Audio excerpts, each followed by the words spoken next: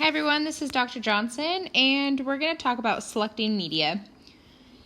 As you know, media has become very popular in recent years. Media helps transform learning content for the learner. If you've heard the word "a picture worth 1,000 words," you know that images can enhance the learning experience. It's important that we use media and images within our education practice that enhance our overall message as the nutrition professional. So what exactly is visual media? What are some examples? Here are three main categories when we can look at examples of visual media: stationary media, interactive media, and technology-focused media. Stationary media include things like a bulletin board, charts, posters, pictures, illustrations, or even print material. Interactive media are things like whiteboards, objects, food models, food labels, or even a food demo. Technology-focused media are things like PowerPoint presentations, audio and visual recordings, and, of course, the huge umbrella of now social media, things like Instagram, Snapchat, and I think there's a new one called TikTok. I want you to take a moment. If you were developing a presentation and you have this as your slide, what is your first initial thought? This is your media selection. That becomes very overwhelming. So instead, we have this rule of 6. The rule of 6 is one of the things that they say is best practice when you're developing educational content and selecting media.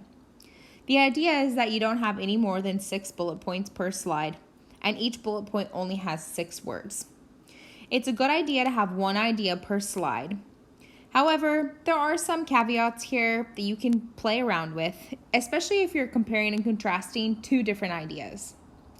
As you can see visually, the slide on the left-hand side is a lot easier for your audience to be able to understand compared to the long paragraphs in the slide on the right-hand side.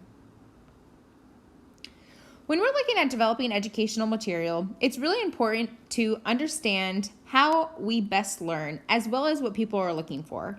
So you can even see the educational material that's in the background here. That's actually really easy because what they did is I can quickly look at numbers 8, 10, 11, 12, and then I can see highlighted what is the main topic. Okay, I need to make time for family meals. I need to serve fruits and vegetables.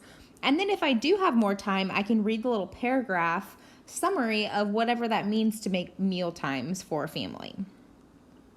So with educational material, we need to focus on the need to knows rather than what would be nice for them to know. This is important in the very fast-paced world that we live in when people are what we would say clickbait. They only want to spend a few seconds looking at something before they're clicking onto another article. Therefore, we want to make sure that we are tailoring our writing to capture them in those quick moments as they're glancing through. Writing should be written no higher than a 6th grade level. We need to use short, concise sentences. We need to avoid words with more than 2 syllables. And bullet points are effective. Even more so now, we're moving to things like infographics where it's more visually based. That can help the reader digest the information a lot quicker and still get the need to knows rather than what we want them everything to know.